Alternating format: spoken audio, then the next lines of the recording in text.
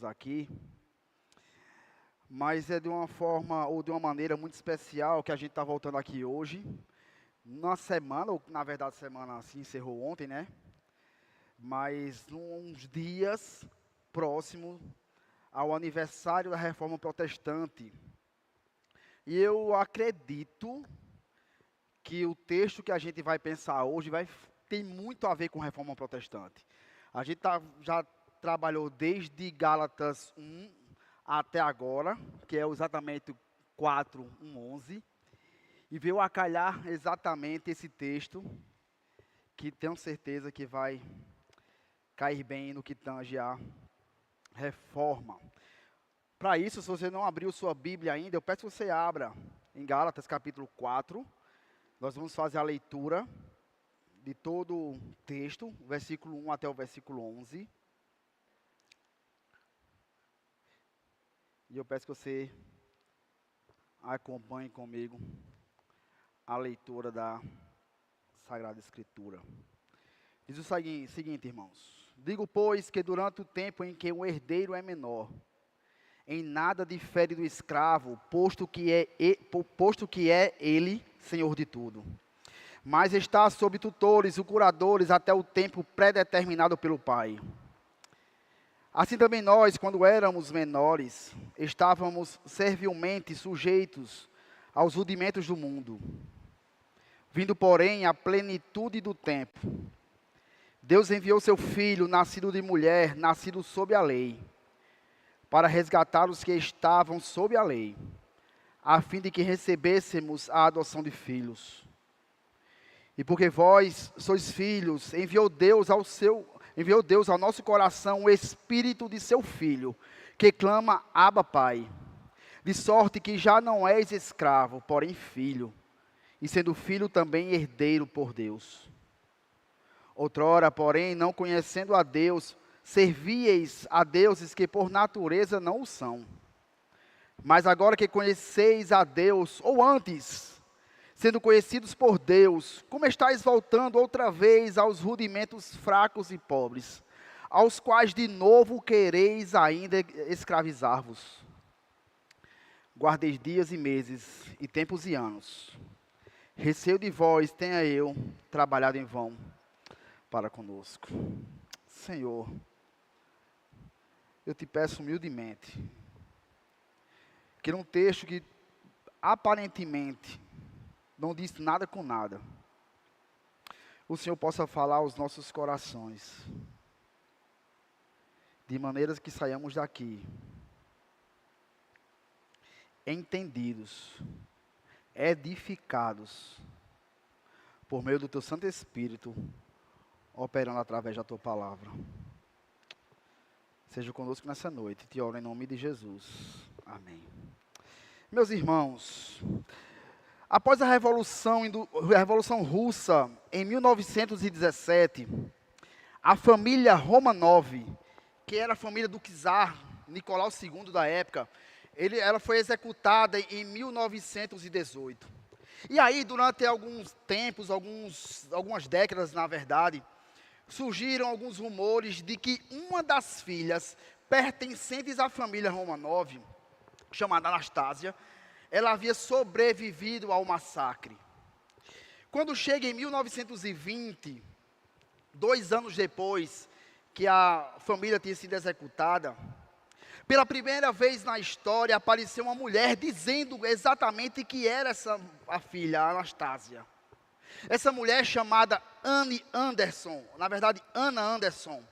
E ela chegou e apareceu apresentando várias situações e detalhes da vida daquela família, assim como a própria aparência dela davam a entender que de fato ela era a Anastasia. Isso tanto foi persuadido pela sociedade na época, que a própria mídia e a sociedade como um todo, elas deram muita atenção àquela mulher. Porém, em contrapartida, alguns especialistas em genética e até mesmo em história, assim como muitas pessoas da alta sociedade, elas não deram crédito, não acreditavam naquelas palavras daquela mulher. Obviamente, ela não ia deixar passar impune. Ela se esforçou para provar que de fato ela era quem dizia ser. O tempo passou e, por conta da rejeição da alta sociedade, dos próprios especialistas, a fama de Anne, ela despencou. Depois de um certo tempo, ela viveu relativamente isolada. Inclusive, em algum tempo, ela morou, ou na verdade, viveu em sanatórios. Essa história dessa mulher, ela se tornou uma inspiração para livros e inúmeras peças teatrais. Até que chegou um dia em que eu vou deixar para o final a história, porque tem tudo a ver com o que a gente vai pensar nessa noite. De certa forma, irmãos, a história dessa mulher, ela se encaixa com o texto aqui dessa época, com o contexto dessa carta. O assunto aqui da carta, ele gira em torno da filiação de Deus, de como alguém se tornaria filho de Deus, justificado por ele. Os judaizantes, que eram uma seita dos legalistas, eles se introduziram no meio das igrejas da Galácia, que tinha sido fundada pelo apóstolo Paulo. E essa turma, esses judaizantes legalistas, eles ensinaram pelo menos 3 heresias, pervertendo o que Paulo tinha ensinado anteriormente. A primeira coisa que eles ensinavam é que só crer em Jesus Cristo não era suficiente para a salvação e justificação. Que era necessário que aquelas pessoas, os crentes convertidos ao cristianismo, se judaizassem. Era preciso que eles guardassem, cumprissem os rituais judaicos, incluindo a circuncisão, para que se tornassem justos e fossem aceitos como filhos de Deus. Ou seja, Deus haveria de aceitar aquele povo, simplesmente porque eles realizariam alguns rituais. A segunda heresia que aquele povo introduziu no meio da igreja da Galácia, é que eles defendiam que por eles, ou seja, os judeus, serem judeus, aquele povo era um povo diferente. E por serem descendentes de Abraão, eles tinham uma condição especial diante de Deus. Era como se Deus tivesse um carinho e um amor especial pelos judeus, e por conta disso as coisas se tornavam mais fáceis para eles. E naturalmente, por serem descendentes de Abraão, isso também lhes garantia a salvação. A terceira heresia que eles pregavam lá, é que além de cumprir os rituais judaicos, que eu citei como se na primeira, era extremamente importante que eles guardassem a lei de Deus. Eles viam a guarda da lei de Deus como sendo preponderantes para a justificação, e óbvio que nunca foi isso que Paulo ensinou. O que Paulo sempre defendeu em toda a sua história de pregação e nas suas cartas, foi que a justificação e a salvação, ela acontece pela fé. Mas ao saber que aquele povo estava sendo ensinado de maneira equivocada, Paulo não ia ficar calado, e por essa razão ele escreve essa carta aos Gálatas, para que aqueles crentes que estavam sendo minados ou bombardeados com heresias, pudessem entender que estavam dando crédito a um falso evangelho. Inclusive Paulo vai chamar esse falso evangelho de evangelho anátema, ou amaldiçoado. Quando a gente chega no capítulo 3, a gente vai encontrar Paulo argumentando e combatendo cada uma das heresias que foram levantadas. Por exemplo, se você acompanhar no capítulo 3, versículo 15 até o 22, você vai ver Paulo explicando a diferença entre lei e graça. Paulo argumentando que o guardar a lei, que o preservar a lei, que o cumprir a lei, nunca serviu para salvar ninguém, mas ela serve exatamente para atestar que nós somos pecadores, e que é impossível alguém cumprir ela completamente, por mais esforço que alguém possa fazer. Quando você acompanha a partir do versículo 23 do capítulo 3, Paulo faz um paralelo entre aqueles que se apegam desesperadamente ao cumprimento da lei, inclusive chamando essas pessoas de prisioneiros, e ele faz um paralelo com aquelas pessoas que confiam somente nos méritos de Jesus, e vai chamar essa turma de libertos ou de livres. Quando a gente chega aqui no capítulo 4, ele está apenas continuando o que ele já falou no capítulo 3. Ele está falando sobre a questão da lei, servindo como guia, nos conduzindo até Jesus. Ou seja, que a lei, ela prova que é impossível que alguém possa cumprir ela completamente. E é por essa razão que existe a necessidade da gente se refugiar naquele que cumpriu ela completamente, que foi Jesus Cristo. E aí, a partir daqui, para explicar melhor, Paulo começa a usar uma figura. No capítulo 3, versículo 24, ele utiliza a figura de um aio, que exatamente servia como um tutor, que era a figura de alguém que era um mestre, alguém que era um professor, alguém que era responsável por cuidar, treinar, proteger, orientar as crianças, até que elas chegassem à sua maioridade e estivessem prontas para caminhar com suas próprias pernas. Por isso que Paulo está o tempo todo aqui insistindo na argumentação, para ver se aqueles cabeças duras, aqueles Gálatas, pudessem voltar atrás em seus posicionamentos. Abraçassem novamente o evangelho da graça de Deus por meio da fé e abandonassem as obras como meio de salvação. Para isso, ele vai falar e vai começar exatamente o seguinte. Meu primeiro tópico.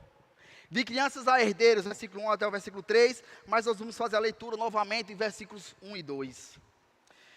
Digo, pois, que durante o tempo que o herdeiro é menor, em nada difere do escravo, posto que ele é senhor de tudo, mas está sob tutores e curadores, até o tempo predeterminado pelo Pai. Assim também nós, quando éramos menores, estávamos servilmente sujeitos aos rudimentos do mundo. O que Paulo está falando aqui era muito familiar para o povo da época. Diferentemente do que a gente, pelo menos até eu vi recentemente, na verdade, na internet há algum tempo atrás, que alguns cientistas australianos, por exemplo, eles disseram que a juventude, ela deveria ir até os 24 anos. No período bíblico, os romanos, por exemplo, eles tinham uma época bem definida da mudança da fase infantil para a fase adulta, que era exatamente a partir dali que eles começavam a ter suas responsabilidades e privilégios de serem maiores de idade. E por que é que eu estou citando, na verdade eu citei essa ideia dos australianos defenderem que a juventude deveria ir até os 24 anos? Irmãos, porque é notório que nós estamos, ao passo que o tempo passa, nós estamos mais infantilizados do que os nossos antepassados, do que os nossos pais, do que os nossos avós e assim sucessivamente. Os mais antigos vão lembrar, pelo menos dos 40 para trás, que é onde eu me encaixo, vai lembrar que desde cedo as crianças já começavam a trabalhar, desde cedo as crianças começavam a ter responsabilidades. Elas ajudavam em casa, elas ajudavam na criação e educação dos irmãos mais novos, até porque a quantidade de filhos era bem maior do que hoje em dia. Era comum as meninas fazerem isso, ajudarem as mães dos afazeres domésticos. Assim como também era comum os filhos homens ajudarem os pais, seja fora de casa, como também cuidando dos reparos na sua própria casa. Quando nós éramos crianças menores, eu não sei se você pensava isso, se passava pela sua cabeça, mas eu achava que a vida adulta era muito tranquila. Tanto que eu ouvia meus pais dizendo assim: Diego, estuda para tu ser alguém na vida. E eu achava, de verdade, eu não achava que não precisava daquilo, porque quando chegasse na fase adulta, eu ia, sei lá, ia fazer uma universidade, e o mercado de trabalho ia se abrir para mim, e eu teria um bom emprego e um bom salário. Eu pensava que, por servir a Deus, Deus iria me abençoar, e ia ser tudo maravilhoso. Naturalmente, as coisas não foram bem assim, não aconteceram como eu imaginava. Tanto é que tem alguns memes que são interessantes, falando sobre a fase adulta, que é mais ou menos assim, ó. Diante das dificuldades que nós temos enquanto adultos. Mais ou menos isso aqui. Ou mais ou menos isso aqui. Ao mesmo tempo em que eu pensava que a vida adulta seria muito fácil por ter um emprego, como eu já falei, algo que me seduzia, e eu acredito que você também, era a ideia da liberdade.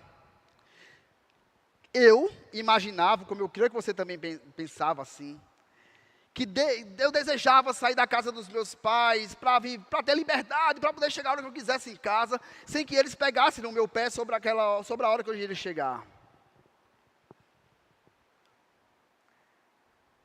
Mas naquele tempo, lá atrás, os romanos, para que você tenha uma ideia, Eles se tornavam independentes aos 14, 15 anos de idade. E os romanos passavam por uma cerimônia chamada toga virilis. Mas mesmo que eles tivessem uma certa autonomia ou independência aos 14 e 15 anos, é bem verdade que os pais eram responsáveis por eles, até enquanto eles vivessem.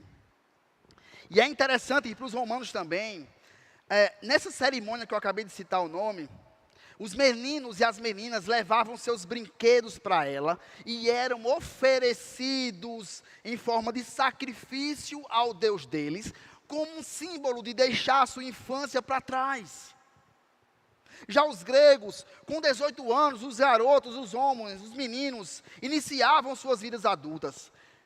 Aos 18 anos, eles já eram preparados para a cidadania, para exercer sua cidadania, para se tornarem militares e exercerem serviços públicos. E esse período duraria aproximadamente uns 2 anos, como uma espécie de estágio probatório. Inclusive, até nesse período, os cabelos deles eram cortados. Já os judeus, com 13 anos, talvez seja um pouco mais da nossa realidade, não nossa realidade, mas que a gente conheça mais, talvez. Com 13 anos, era, assim como também é ainda, realizada uma cerimônia chamada Bar Mitzvah, que é justamente o rito de transição da fase infantil para a maioridade religiosa.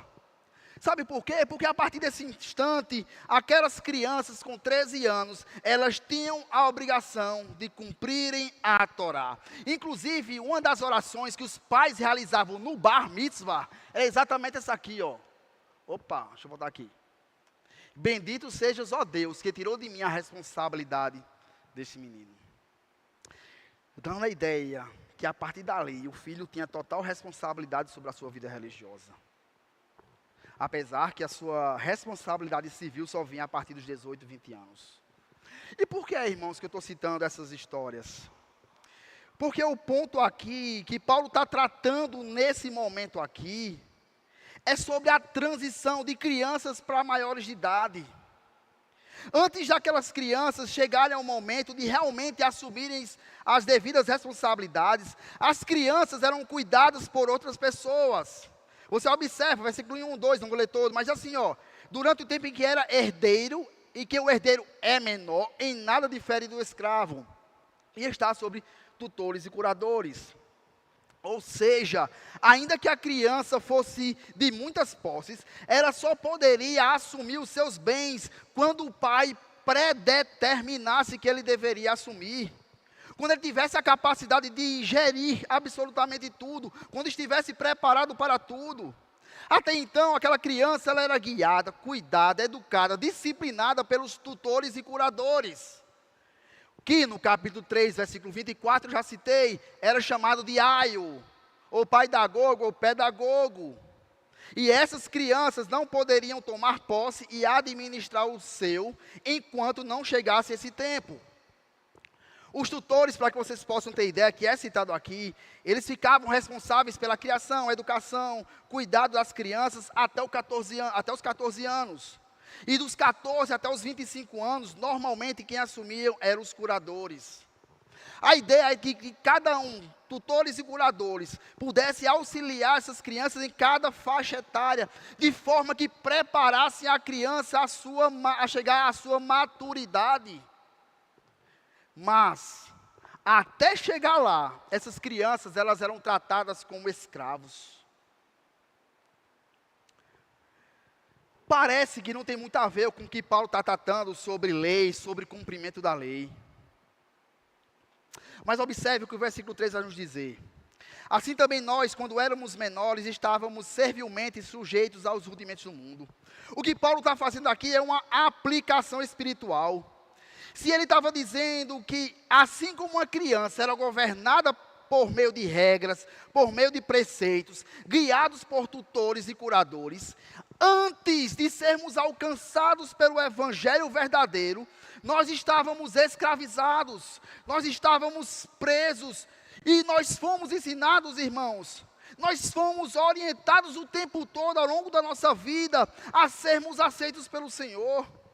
Nós fomos ensinados ao longo da nossa história que o meio de cumprir regras e cerimônias era exatamente uma das maneiras como Deus nos aceitaria. Por exemplo, Você deve ter passado por isso. Eu citei alguns casos aqui que eu lembro que eu tinha essa percepção antes da minha conversão.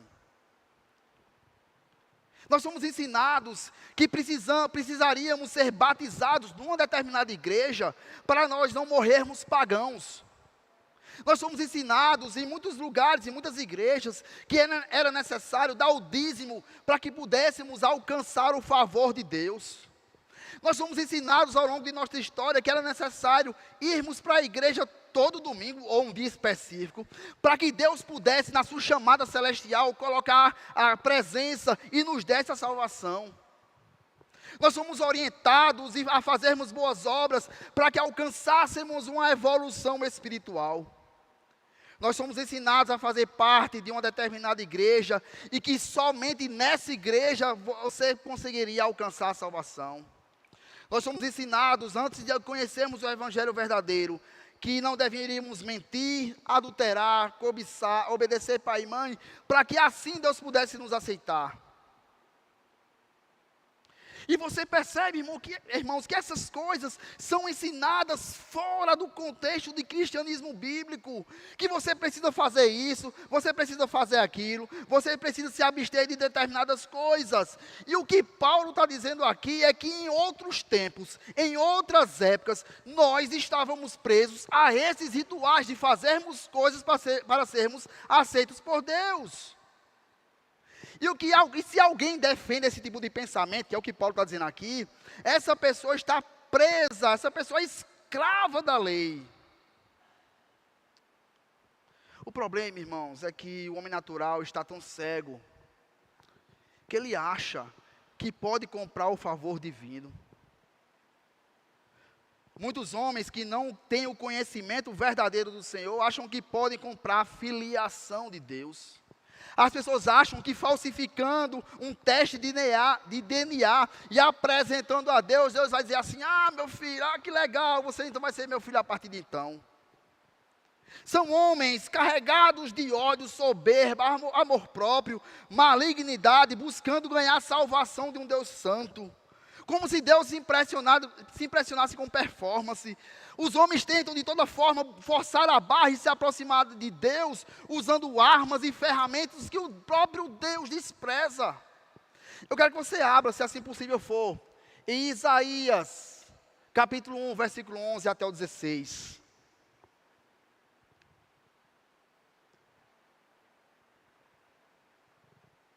Isaías 1, 11 até o 16.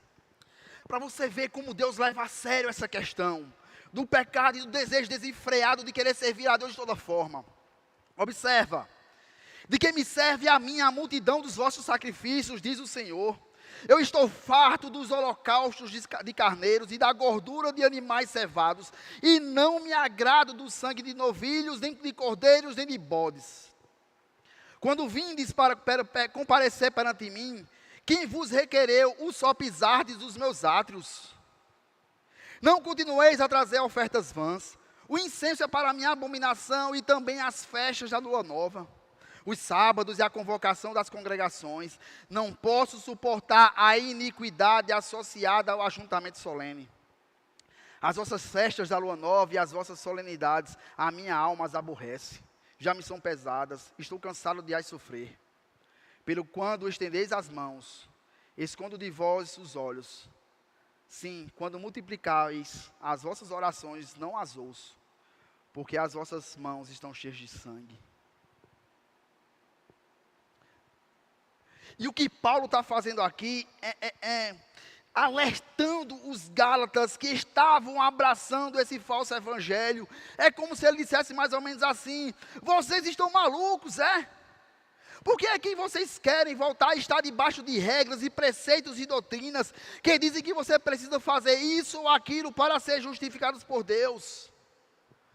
Vocês estão voltando no passado, estão querendo ser novamente escravizados. E aí, na minha cabeça, eu acho que Colossenses 2, versículo 20 a 23, ele dá uma cacetada neles. A versão NVI nesse caso aqui. Já que vocês morreram com Cristo para os princípios elementares desse mundo, porque como se ainda pertencessem a Ele, vocês se submetem a regras. Não manuseie, não prove, não toque. Todas estas coisas estão destinadas a perecer pelo uso, pois se baseiam em mandamentos e ensinos humanos. Perceba! Quem disser a você que você precisa fazer determinada coisa para ser salvo, está se baseando em ensinamentos humanos. Aí ele continua. Essas regras têm de fato a aparência de sabedoria, é tudo muito massa, tudo muito legal. Com sua pretensa religiosidade, falsa humildade e severidade com o corpo. Mas não tem valor algum para refrear os impulsos da carne. E aí você percebe que naturalmente Paulo está tratando aqui sobre rudimentos do mundo, aqui no versículo número 3. E esses rudimentos do mundo se refere ao sistema de tradições dos judeus. Mas óbvio que ele se aplica aos nossos dias também. Por exemplo, no que é que a gente tem confiado ao ponto de acharmos que somos salvos? Será que é porque a gente confia que o nosso cônjuge é um cristão verdadeiro e por tabela a gente é também? Será que a gente confia porque nossos pais eram crentes ou são crentes e naturalmente por ser filho de crente, crentinho é? Será que a gente se baseia ou se agarra no fato de virmos à igreja? Será que a gente se baseia ou se alicerça ou se firma só porque nós temos um título ou temos uma liderança na igreja? Ou será que é porque a gente lê a Bíblia? Ou será que é porque a gente se arrepia todo durante as canções que são tocadas durante o culto? Ou é porque alguém já disse uma certa vez que se você aceitasse Jesus, isso lhe garantia a salvação? Ou é porque você acredita, ou porque nós acreditamos simplesmente que Jesus foi um bom homem, é um filho de Deus? Ou qualquer coisa do tipo. Irmão, se alguma coisa dessas que eu citei, ou muitas outras coisas que você possa pensar, se você acredita que essas coisas lhe garantem salvação, eu lhes digo que essas coisas são típicas do legalismo. E parece-me que a igreja como um todo, não a Zona Sul especificamente, mas a igreja cristã como um todo, ela tem se iludido e desejado voltar a pensar assim. Porque nós vemos à torta e à direita as igrejas defendendo esse tipo de coisa. Dias atrás eu estava vendo na internet, no Instagram, um pastor renomado, e eu não vou citar o meio, para não ficar muito na cara, que ele simplesmente disse que era pecado dormir só de short, porque se Jesus voltasse, se você tivesse só de short, você não subiria. Ou seja, depende de uma roupa para sair para o céu, Irmãos, outra coisa que é interessante é que a gente gosta de saber, a gente gosta de ter o controle da situação. A gente gosta de ter o controle das coisas. Agora, a gente tem o prazer e, sei lá, a gente tem esse ânimo, essa vontade, essa alegria de sabermos que somos responsáveis por decidir o nosso próprio destino. A gente gosta de confiar no nosso próprio braço. A gente gosta de confiar no que a gente faz ou deixa de fazer. O grande problema é, se a gente confia nessas coisas, nós estamos correndo o grande perigo de sermos condenados eternamente. E se você confia, se nós confiamos nessas coisas, Paulo está chamando-nos de meninos e meninas, de crianças. É por essa razão que a partir de agora, a partir do versículo 4, ele vai expor aos Gálatas que a vida cristã é pautada no Evangelho de Cristo e na graça divina. E não somente isso, mas essas coisas começam quando Deus decide decidir todas as coisas, que é exatamente o meu segundo ponto. Filhos de Deus pela redenção e pela adoção, versículo 4 até o 7, mas primeiramente vamos na parte A do versículo 4. Ele diz o seguinte, vindo porém à plenitude. Lembra que no versículo 2, Paulo estava falando da questão da mudança da fase infantil para a fase adulta. E que ela dependia do pai. O pai é que determinava quando o seu filho poderia assumir as suas responsabilidades como adulto. Agora Paulo está se voltando para o cronograma de Deus. E essa plenitude dos tempos que ele cita aqui, se refere ao mundo estar preparado e pronto para a vinda do Messias. E o que é que estava acontecendo no mundo naquele período para que a gente entendesse que chegou a plenitude dos tempos? Que chegou o tempo perfeito para que Jesus viesse. A primeira coisa, o Império Romano vivia uma paz relativa. Nesse período, viajar pelas estradas romanas, de certa forma, era seguro. o que facilitou para que os primeiros apóstolos, os primeiros missionários, assim como Paulo, pudessem sair de cidade em cidade pregando o evangelho. Se fosse no contexto de guerra, muito difícil isso aconteceria. Segunda coisa, o Império Romano tinha construído uma enorme rede de estradas que facilitava o deslocamento e transporte de alimentos, de roupas e de pessoas mesmos. E essas estradas que foram construídas, elas também naturalmente, elas facilitaram o trânsito dos missionários também, para que eles pudessem viajar longas distâncias com mais rapidez e segurança. Terceira coisa que atesta, ou que nos aponta para a plenitude dos tempos, é que a língua universal naquele período era o grego. Quando Alexandre o Grande conquistou grande parte do mundo que era conhecido, ele fez com que o grego se tornasse a língua conhecida por todos. E nesse sentido, o evangelho de Jesus pôde ser pregado em vários países e culturas, porque praticamente todo mundo falava grego. Exceto que tem algumas particularidades também, como o próprio Pentecostes. Mas beleza, o mundo está preparado, está tudo prontinho. O que foi que aconteceu? Versículo 4, na parte B. Deus envia o seu Filho. E aí, irmãos, a gente precisa lembrar que ainda que o texto nos indique, nos diga que Deus enviou o seu Filho, Jesus sempre existiu. E Jesus não foi criado, ele não era inferior a Deus, ele sempre teve, assim como tem, a mesma essência do Pai. Ele é igual ao Pai, até porque a própria Escritura Sagrada vai dizer que ele é a manifestação da glória de Deus, como Colossenses vai nos dizer. Inclusive a gente costuma cantar muito, que o Projeto Sol transformou esse trecho numa canção. O que aconteceu com o envio de Jesus foi que apenas que ele se submeteu voluntariamente durante a sua encarnação. E obviamente, como um filho obediente, ele cumpriu tudo que seu pai ordenou, inclusive vir ao mundo em forma humana. Que a parte C do versículo 4 vai nos dizer que ele foi nascido de mulher. Se todas as crianças em algum momento vieram a existir na concepção e no nascimento, com Jesus a coisa foi diferente. Ele já existia desde a eternidade com Deus Pai e Deus Espírito. Porém, nesse processo de encarnação, ele precisou passar pelo que chamamos de estágios de humilhação. E um desses estágios de humilhação de Cristo foi vir em forma humana e nascer naturalmente através de uma mulher. Lembrando que mesmo que Paulo não fale aqui nessa passagem, nesse texto, sobre a virgindade de Maria, era o que ele cria, e é o que exatamente em toda a Escritura você vai encontrar falando sobre isso aqui. Mas me permitam abrir um parêntese. Eu não sei se por você já passou na mente o pensamento de que, mas por que Jesus precisou vir como homem? Por que ele precisou nascer de uma mulher? A resposta, apesar de ser simples, ela não é tão simples assim. Porque ele precisou vir como homem, nascer de uma mulher. Porque se quem pecou foi um homem precisava pagar. Um animal não poderia substituir o homem. Se o homem pecou, ele se colocou debaixo da maldição. Então era o homem que também que deveria pagar. Até porque Adão era o nosso representante. E por causa da sua desobediência, todos nós carregamos essa marca.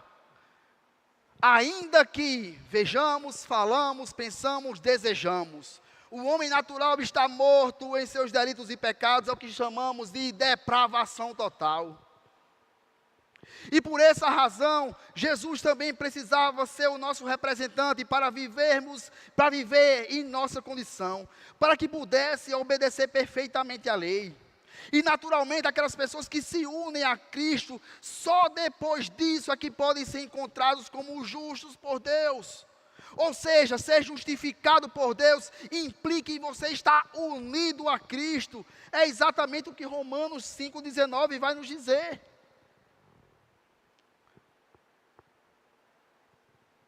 Porque, como pela desobediência de um só homem, muitos se tornaram pecadores, assim por meio da obediência de um só, muitos se tornaram justos. Ou seja, Jesus precisava cumprir o papel de mediador perfeito entre Deus e os seus eleitos. E isso faz, irmãos, com que o seu sacrifício, o sacrifício de Jesus, se tornasse eficaz apenas naqueles a quem Deus elegeu. É exatamente o conceito da expiação limitada. Por isso que Paulo enfatiza que Jesus precisaria vir ao mundo e nascer como humano. Mas não somente isso, ele precisou nascer debaixo da lei, é o versículo 4 na parte D. Nascido sob lei.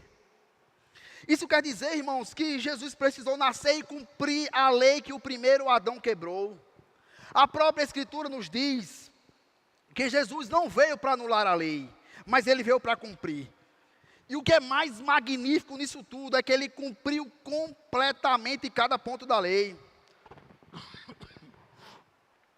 Desde o seu 8º dia de vida, quando precisou ser circuncidado, até o fim de sua vida, ele precisou cumprir as leis morais, civis, leis cerimoniais, sem errar em nenhum deles. O que Jesus fez foi algo inimaginável para qualquer ser humano. O que Jesus fez foi satisfazer todas as exigências da lei. E provou para nós e para aquele povo da época que somente ele era capaz de fazer isso. E se somente ele era capaz de fazer isso, ele atestou e provou que o cumprimento da lei era impossível, que pelo cumprimento da lei ninguém poderia ser salvo. O que Jesus fez foi se tornar maldição em nosso lugar. O que Jesus fez foi assumir uma culpa que não era nossa, uma culpa que era nossa e não dele. Ele sofreu o que deveria ser aplicado sobre nós. E a pergunta que fica é: por que ele precisou sofrer o que sofreu? Por que ele precisou passar pelo que passou? O versículo 5 nos responde: para resgatar os que estavam sob a lei, a fim de que recebêssemos a adoção de filhos. Ou seja, o propósito de Jesus vir até a terra não foi meramente para ser um bom homem. Perdão. Não foi para meramente revolucionar o mundo. Não foi apenas para transformar e curar pessoas, expulsar demônios e alimentar famintos. O que Jesus fez, a necessidade dele vir aqui à terra, foi a sua missão de resgate. E a expressão resgate, ela significa libertar alguém através de um preço. Normalmente era usado para relações de escravos. Quando alguém desejava libertar um escravo, alguém ia lá e pagava um certo valor que o seu dono necessitava ou exigisse. E a partir daquele instante, aquele escravo ele poderia ser livre. Mas em alguns casos, inclusive até, aqueles homens que pagaram pela liberdade do escravo, poderia adotar aquele escravo também. E essa adoção lhe daria o direito de serem tratados como os filhos, inclusive com direito à herança e à proteção legal. Essa é exatamente o significado da palavra adoção aqui no versículo 5. Por isso, irmãos, que a redenção, ela tem um aspecto duplo. Ela tem a libertação da escravidão da lei e a libertação para algo melhor. Que foi exatamente o que Jesus Cristo fez. Ele veio como humano e consentiu sofrer e morrer por nós. Ele pagou pela nossa liberdade. E isso não foi pago em dólares, em real ou euro. Mas como nosso fiador e substituto, ele assumiu nosso lugar e pagou o nosso resgate com o seu próprio sangue, para que pudéssemos ser salvos da ira justa de Deus. E não somente nos livrou da justa ira de Deus, mas nos tornou como filhos por adoção. E mais uma vez, o que Paulo está fazendo aqui, é que dizendo que não existe mérito, não existe possibilidade alguma de alguém se tornar filho de Deus por alguma coisa que fez. Não existe dinheiro, não existe status, não existe fama, beleza, não existe nada que torne alguém mais atrativo ao Senhor. Não existe a possibilidade de alguém se tornar filho de Deus porque sofre ou porque merece, por assim dizer. Mais uma vez eu volto aqui a dizer o que já falei anteriormente. todo e qualquer teste de DNA apresentado pelo homem, para que possa provar ser um filho adotivo de Deus, é falso, seja ele quem for.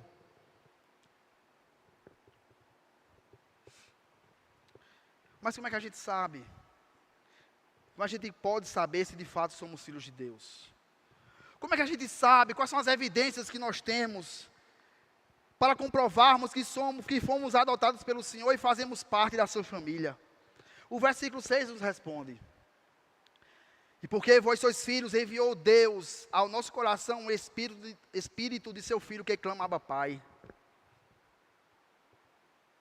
Devemos lembrar, irmão, mais uma vez, que o contexto aqui é Paulo alertando os Gálatas que estavam abandonando o Evangelho da Graça e abraçando um falso Evangelho. E era como se Paulo estivesse dizendo mais ou menos aqui, para eles, para aqueles irmãos Gálatas: meu amigo, vocês se tornaram filhos de Deus, do Pai Celestial, por causa da fé em Jesus. O Espírito que agora está dentro de vocês atesta que vocês são filhos dele. Vocês receberam o Espírito Santo por meio da graça. Vocês tiveram suas vidas transformadas porque Deus operou em seus corações. Desde quando vocês podem achar que podem comprar a presença do Espírito dentro de vocês? Inclusive, no capítulo 3, versículo 2, ele já tinha falado alguma coisa sobre isso. Recebeste o Espírito pelas obras da lei ou pela pregação da fé? Mas Paulo faz isso, irmãos, para aquelas pessoas, para aqueles irmãos, porque não perdia a esperança de ver os seus irmãos se voltarem para Cristo, ainda que tivesse decepcionado com eles.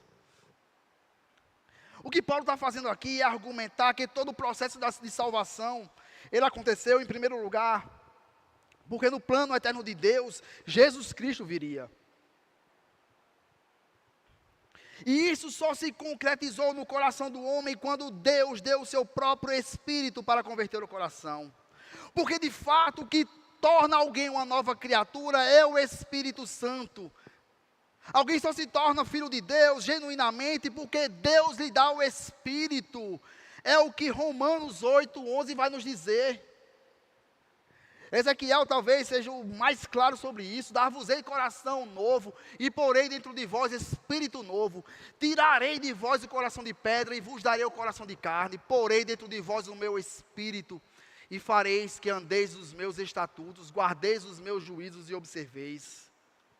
Tito também vai deixar muito claro: não por obras de justiça praticada por nós, mas segundo a misericórdia, Ele nos salvou mediante o lavar regenerador e renovador do Espírito Santo. Ou seja, é Deus quem vivifica, é Deus quem regenera o coração do homem pecador. A obra é dele e é por meio dele. É ele quem começa todo o processo de transformação, mas também é ele que conclui, é ele que termina todo o processo de transformação na vida dos crentes.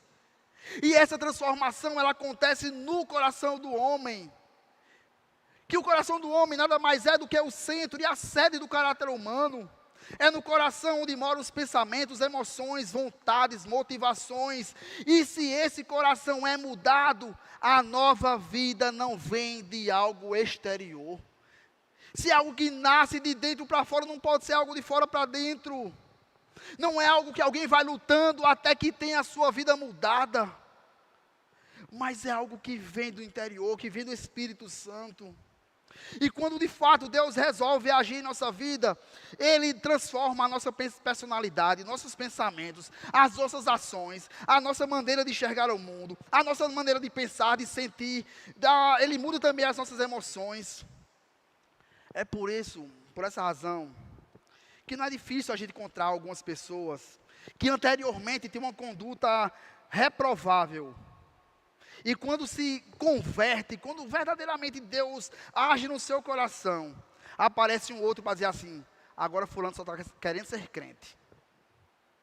Pintou e bordou a vida inteira, mas agora quer ser crente, quer ser só o certinho.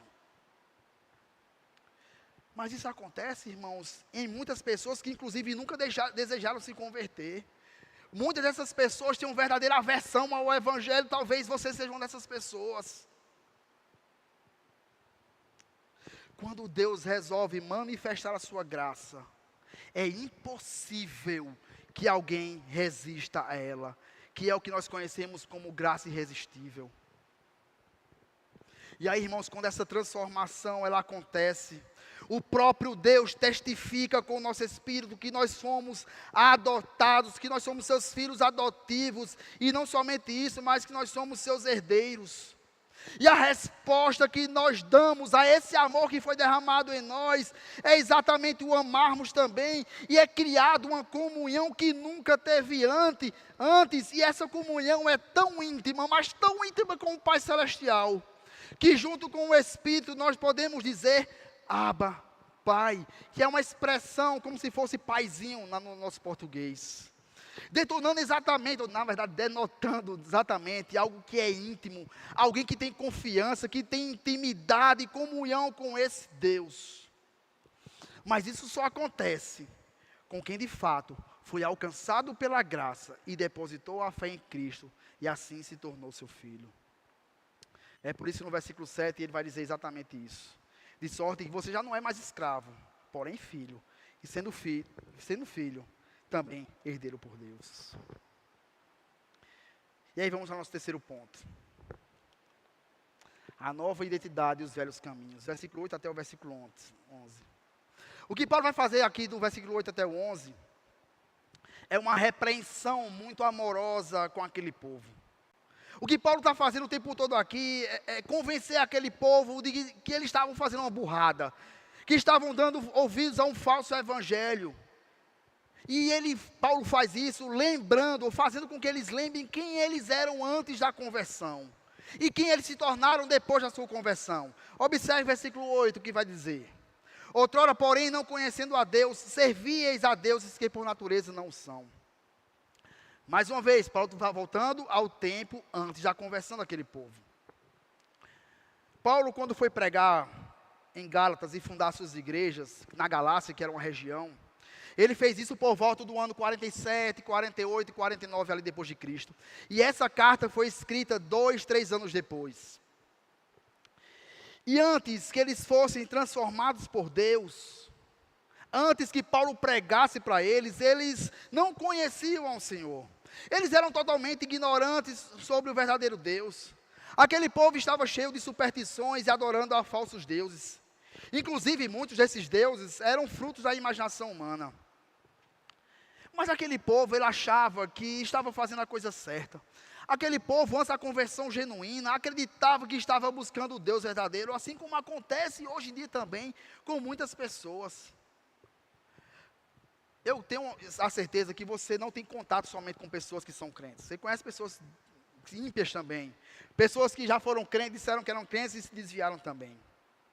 Pessoas religiosas como um todo.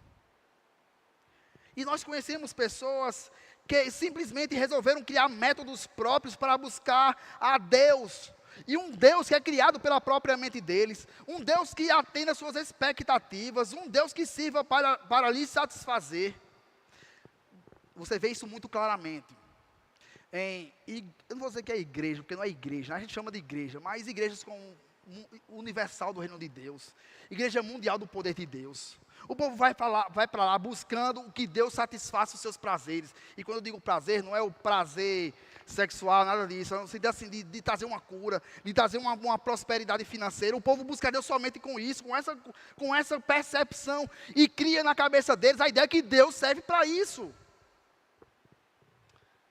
A verdade, irmãos, é que enquanto Cristo não se revelar verdadeiramente, enquanto Cristo não convencer da verdade, da justiça e do juízo, o homem sempre vai buscar desesperadamente alguma coisa que preste o seu coração. Tanto é que Calvino, ele vai dizer que o coração do homem é uma fábrica de ídolos. A Bíblia se refere até um fato, eu vou só citar bem por cima aqui, do povo de Deus lá em Êxodo. Você deve lembrar que Deus, tira o povo lá do Egito. E quando chega no capítulo 19, mais ou menos ali, Moisés deixa o povo lá e sobe para o Monte Sinai, onde Deus vai passar umas diretrizes para Moisés, e inclusive entregar as tábuas dos 10 mandamentos. Quando Moisés está lá em cima, o que é que o povo fez? O povo de Deus, vendo o povo que Moisés está dando a descer, acercou-se de Arão e lhe disse: levanta-te e faze-nos deuses que vão adiante de nós. O mais impressionante disso, irmãos, que era o povo de Deus, e Arão era o sumo sacerdote, e Arão deveria ter pulso firme e dizer assim: meu amigo, que conversa é essa? Daqui a pouco Moisés desce e Deus nunca nos abandonou, não seria agora que ele iria nos abandonar. Mas sabe o que foi que foi que Arão fez? Recolheu os brincos das mulheres, das crianças, e aí como o texto vai nos dizer, está dizendo, trabalhou o ouro com o buri e fez dele um bezerro fundido. E o povo ainda teve a audácia, aqui no versículo 32, capítulo 32, a parte B do versículo 4. Aí o povo ainda disse, teve a audácia de dizer assim, são estes, ó Israel, apontando para o bezerro de ouro, que nos tiraram da terra do Egito. Os caras desprezaram completamente aquilo que Deus fez. O que eu quero dizer, irmãos, com isso, trazendo essa ilustração, é que nós somos tentados a criarmos ídolos para os nossos corações. Pode ser até que você diga assim, mas antes da minha conversão, eu nunca nem queria saber de Deus, eu era um cético, eu era um ateu, eu nunca me interessei por divindade nenhuma. Pode até que tenha acontecido de fato isso. Mas você não escapa da verdade de que você sempre procurou ocupar o seu coração com coisas que lhe satisfizessem. Sei lá, a fama, sei lá, os estudos, o poder, o sexo, o status, o trabalho, a política, a família, sei lá. E essas coisas, ou alguma coisa se tornou um Deus para você no passado. Por isso que Paulo está dizendo, ou vai dizer, que a vida de um homem sem Cristo é sempre de servir deuses falsos. Mas chegou um ponto em que Deus operou a maravilhosa transformação na sua vida. Versículo 9, na parte dele, vai dizer: mas agora que conheceis a Deus, ou antes, sendo conhecido por Deus. Era como se Paulo estivesse dizendo: vocês eram assim, pecadores, vocês tinham outros deuses ocupando o vosso coração, mas por obra exclusiva do Senhor, vocês ouviram a pregação da verdade. O Senhor me comissionou para ir até a Galileia, Galácia, para pregar Cristo para vocês. Paulo poderia pensar: eu poderia estar em casa, muito bem, já fui transformado, fiz minha parte. Mas Deus me direcionou para ir até vocês, Gálatas. E Ele, em sua infinita graça e bondade, resolveu se revelar para vocês. E vocês receberam esse presente quando conheceram genuinamente Cristo. E a partir de agora, vocês não são mais ignorantes em relação ao Deus Criador. Vocês não são mais ignorantes em relação ao Deus Filho. Vocês foram transformados por Deus e agora vocês conhecem a Ele. Mas aí Paulo refaz o pensamento dele. Porque talvez na cabeça de Paulo pensou mais ou menos assim: se eu continuar com essa linha de pensamento que esses homens conheceram a Deus, pela realidade deles, eles vão pensar que de fato eles buscaram a Deus. Eles que buscaram conhecer ao Senhor. Por isso que Paulo vai dizer: ou antes, sendo conhecidos por Deus. E mais uma vez ele quer relembrar, porque o contexto era exatamente esse. Esse encontro de Deus conosco não partiu da gente. O que aconteceu foi que Deus, em sua misericórdia e graça, nos visitou, e assim fez com todos aqueles que são nascidos de novo, e a partir daí pertencemos ao Senhor. E esse bendito plano aconteceu quando Deus resolveu derramar o seu amor sobre nós, e nos elegeu para a vida eterna lá na eternidade. E se isso aconteceu lá na eternidade, quando nem o mundo era mundo, e quando nós não tínhamos nem nascido, o que aconteceu lá foi exatamente a eleição incondicional. Porque obviamente nós não tínhamos feito mal ou bem para que Deus pudesse nos aceitar. É o que Romanos 9 vai nos dizer. Vale lembrar, irmãos, que a expressão conhecer aqui, ela não se refere apenas a saber quem é. Eu sei quem é Neymar, por exemplo. A ideia de conhecer aqui não é exatamente essa. Mas a ideia de conhecer aqui se refere a ter comunhão, a ter intimidade. E isso nos lembra passagens como João 10, 14. Eu sou bom pastor e conheço, ou seja, eu me relaciono com as minhas ovelhas, e elas me conhecem a mim. Nós temos intimidade com os outros. 2 Timóteo 2,19 vai dizer: entretanto, o firme fundamento de Deus permanece tendo este ser. O Senhor conhece os que lhe pertencem. O Senhor tem intimidade. O Senhor tem comunhão com os que lhe pertencem. Mais uma vez falando, toda a iniciativa partiu dele. Foi Deus quem resolveu ter comunhão com pecadores. É Deus quem escolhe quem serão seus filhos. E isso fica muito claro quando nós entendemos a soberania de Deus na salvação. Mas quando Deus resolve se encontrar com aqueles que Ele amou desde a eternidade, quando Deus resolve amar aquele que é segundo o beneplácito de sua vontade, nós respondemos a esse amor também amando e refletindo a sua santidade e vontade. Quando a gente faz isso de volta para Deus, nós acabamos amando ao Senhor de todo o coração, que é o primeiro mandamento, o primeiro e principal mandamento. Nós amamos a Deus quando nós colocamos o Senhor como dono, como Senhor e dono de nossas vidas. E quando nós fazemos isso, os nossos sentimentos, desejos e decisões, elas são pautadas e conduzidas para fazer a vontade dEle. Mas também nós, quando nos encontramos com o Senhor, nós acabamos amando ao próximo. E se nós amamos ao Senhor de todo o coração, inevitavelmente nós iremos amar aqueles que são a imagem e semelhança do nosso Deus. E naturalmente isso é colocado em prática, como ações, serviço, paciência, generosidade, se preocupar com o outro, colocar o bem-estar do outro em primeiro lugar, até mesmo com pessoas que são difíceis de lidar. Mas tem outro aspecto também, acabamos produzindo frutos do Espírito. E os frutos do Espírito são as provas de que de fato somos filhos de Deus. De que a nossa vida a partir de então ela é influenciada, guiada e dirigida por sua presença. E naturalmente Ele nos capacita a vivermos alinhados com o caráter de Deus. Evidenciando cada vez mais que a transformação aconteceu de dentro e não apenas exteriormente. Mas quando existe esse encontro, todos os seus filhos buscam a vontade do Senhor. E quando o nosso desejo é de vivermos em comunhão com Deus, conforme Ele quer, a gente não quer mais saber de satisfazermos as nossas próprias vontades. Mas o que a gente deseja fazer é fazer o que Ele quer e requer dos seus filhos que são amados. Ao mesmo passo, em que quando existe essa comunhão, nós vivemos de forma santa e obediente. E nesse sentido, nós somos chamados para sermos santos e irrepreensíveis, implicando inclusive de afastamento, ódio e luta contra o pecado. Isso implica dizer, irmãos, que nós devemos ir na contramão do mundo, devemos ir contra os padrões que o mundo impõe, inclusive até o que Paulo já citou aqui, que é voltar às práticas antigas. Agora a pergunta que eu faço é, essa luta que nós lutamos, que nós travamos, nós lutamos sozinhos?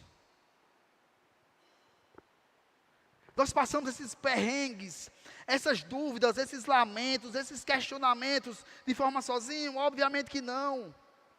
Nós contamos com a ajuda de Deus, que haverá de sustentar os seus verdadeiros filhos até o fim, que é o que nós conhecemos como a perseverança dos santos.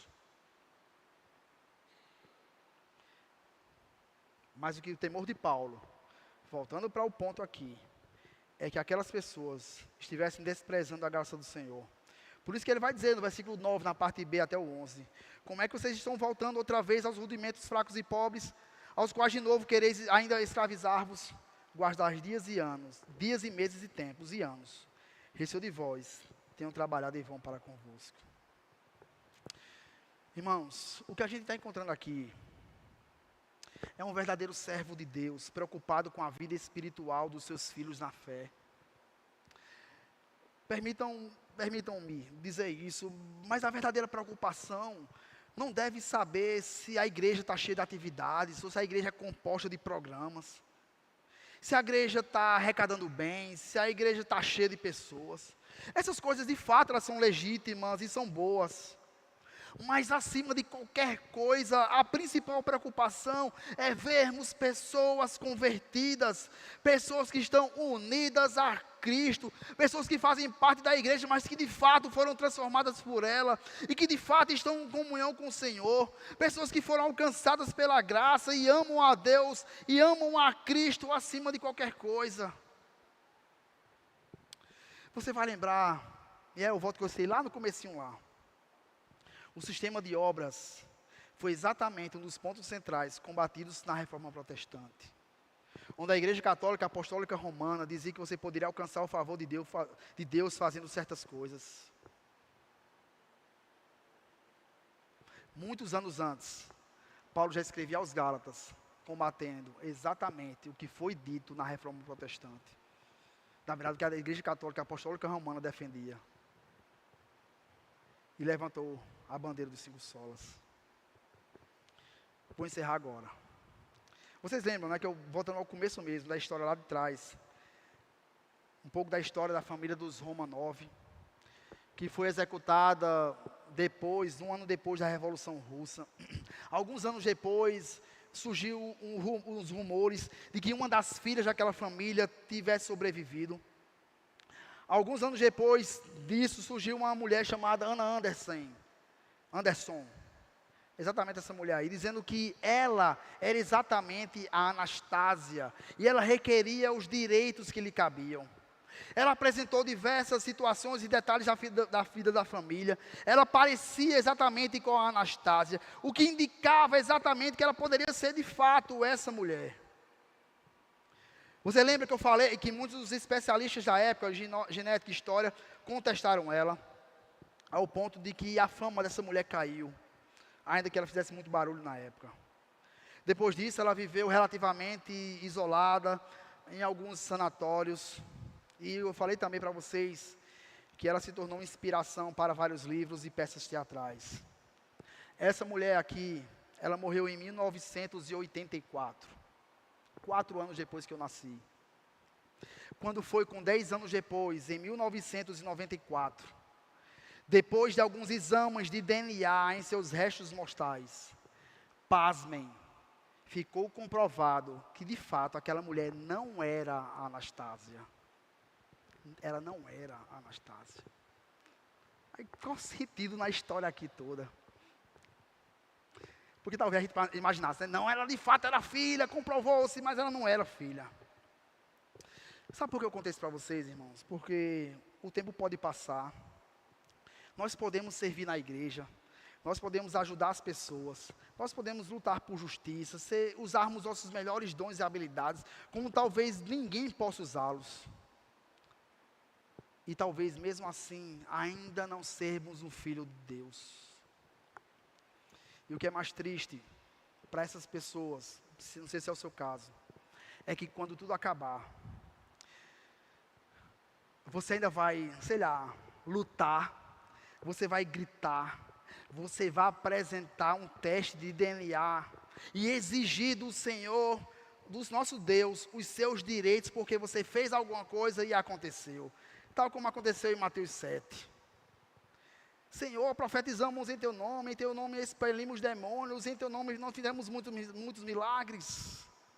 Perceba o teste de DNA sendo esfregado na cara de Deus. Mas a resposta de Deus será exatamente isso. Eu nunca vos conheci. Lembra, nunca tive intimidade e comunhão com você. Apartai-vos de mim, os que praticais a iniquidade. Por quê? Porque você confiou nas suas obras. Confiou no que você faz ou deixa de fazer. Vamos orar. Senhor, ao lermos um texto e entendermos a seriedade desse texto, isso deve mexer com o nosso coração. Não é porque eu estou falando isso, não. O Senhor sabe muito bem disso, que eu não tenho essa pretensão de querer ser melhor, falar mais bonito, absolutamente nada. Mas é porque a Tua palavra deixa muito claro isso. De que muitas pessoas têm descansado exatamente nas suas obras, para poder chegar lá nos céus e dar uma carteirada no Senhor. Deus, não permita que saiamos daqui confiando em nossos méritos, confiando naquilo que fazemos ou deixamos de fazer, mas possamos atestar, o Teu Espírito possa atestar dentro do nosso espírito, que de fato somos Teus filhos. Porque o que aconteceu conosco foi uma transformação, uma regeneração, uma vivificação do Teu Espírito agora habita dentro de nós. E um dia nos convenceu da verdade, da justiça e do juízo. E nós passamos a acreditar e depositar nossa esperança e confiança no Teu Filho.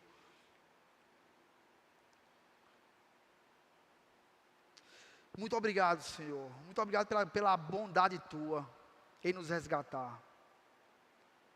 E nos tornar-nos Teus filhos, e não somente isso, mas herdeiros do Senhor também.